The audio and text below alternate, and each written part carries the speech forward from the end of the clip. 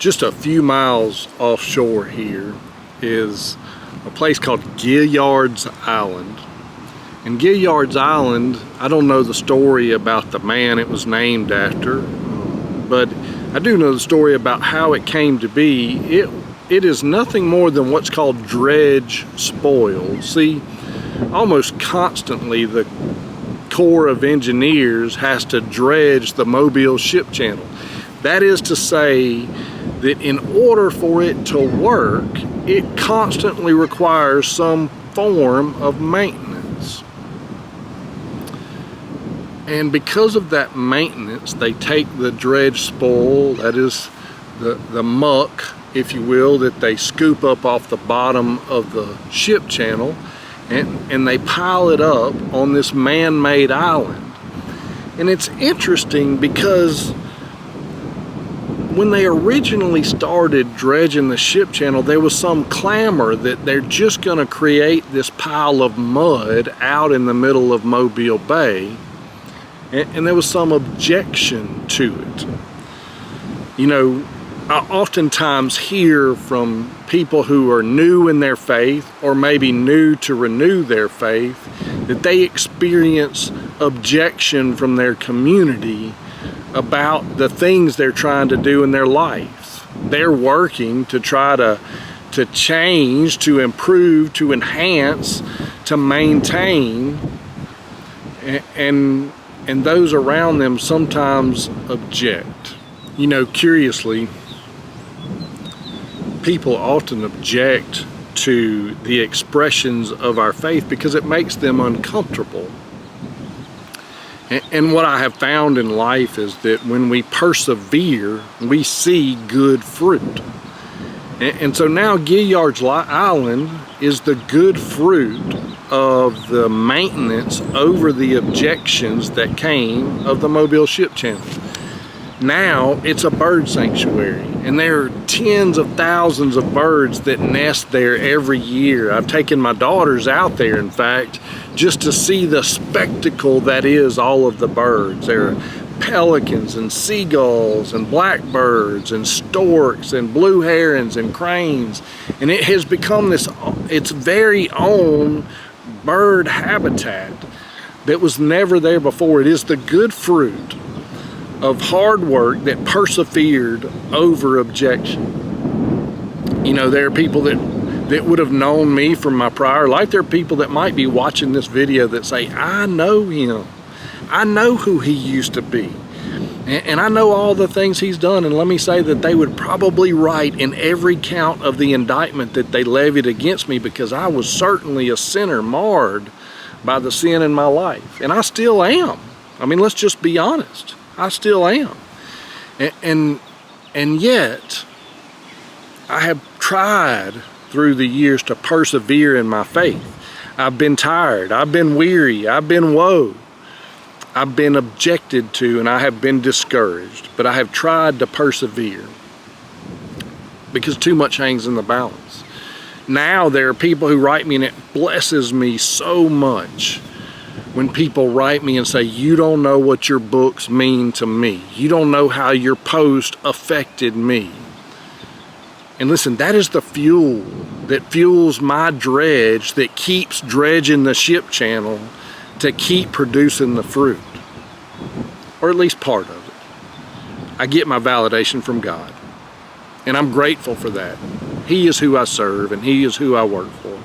But to hear your response, to hear you say you're growing fruit in other places, you help grow fruit in my life, boy, that just keeps me going on those really hard days when people are objecting. But more than that, my girls are watching. You know, I know that they never would have known about Gilliard Island but for the fact that I took them out there a few times. That they would have never seen the spectacle of birds. It's an amazing thing to behold tens of thousands of birds all nesting and jockeying and hopping up and down, and all different kinds of birds all mingled together. It's an amazing thing to see, and they never would have known that spectacle but for the fact that somebody persevered. Likewise, It's not my pastor's job to teach my kids about faith. It's not the youth pastor's job to teach my kids about faith. It's not the school teacher's job to teach my kids about good character. It's my job and Hannah's job. And there are certainly people who object to how we teach matters of faith to our kids. There are obviously people who object to faith at all.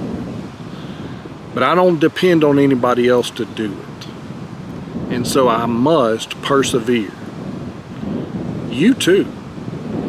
I don't know who's in your life or who's around you, but I know that there's somebody in your life that needs to hear a matter of faith. They need encouragement. They need inspiration.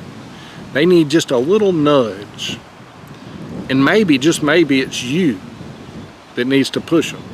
And I know you might say, woe is me, Brother Walt. I'm stricken myself. I'm in a bad way myself. Well, God's used plenty of people who were in plenty bad places, plenty hard places, plenty bad storms. It's just a matter of whether you want to get out of the boat. Remember Peter? The storm was raging. The waves were kicking. It was a lot rougher than it is out there today. And Jesus said, get out of the boat. Peter said, okay. So what about you, friend?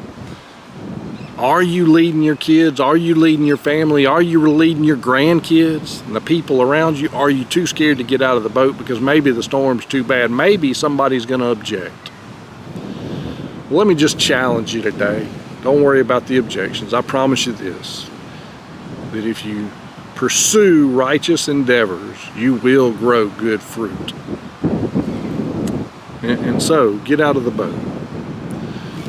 You know, Bay and I, as we contemplated doing that trip on the Buffalo River, I had never done anything like that before.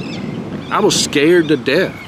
I had never camped multiple nights overnight, much less on a river that I'd never been on in a state that I'd only driven through once. I was scared to death.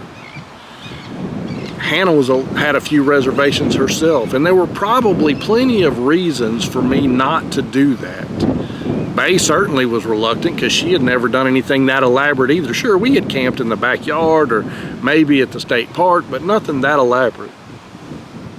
And so I had a choice. We could abandon the plan, or I could persevere. And I'm grateful that I did. Persevere, that is, because we still talk about that trip today. In fact, Bay graduates from Ole Miss in just a few weeks from the time that I'm filming this video, and we have been talking about going back to the Buffalo River. You see, that trip all those years ago, it bore fruit too. I don't know, friends, what's laid out in front of you, what task might lay ahead, what mission might be before you, but I know this. I know that God put it on your heart for a reason. And He's given you ample things to use to succeed in the mission. You know, have you ever taken your grandkids outside and just said, look at what God created? How are you using God's creation for His glory? I can't help but look out across Mobile Bay and think, what a mighty God we serve. I can't help but paddle the canyons of the Buffalo River and say, what an awesome God we serve, and how beautiful is His creation. And so I just want to encourage you, friends. He gave you the tools, He gave you the resources, and He gave you the mission. Now get to paddling, because you're not going to believe how good the fruit is once you're done. Hey, I hope you have a great Sunday today. I know that you're surrounded by loved ones, and I know that you're going to have a big fat lunch, and you're going to be so full you don't know what to do, and you're going to get to watch a little Sunday afternoon TV, or maybe you'll get out on the porch in the swing and swing a little bit. But I hope that whatever you do, that you smile big and you know that God loves you. because he does. Take care.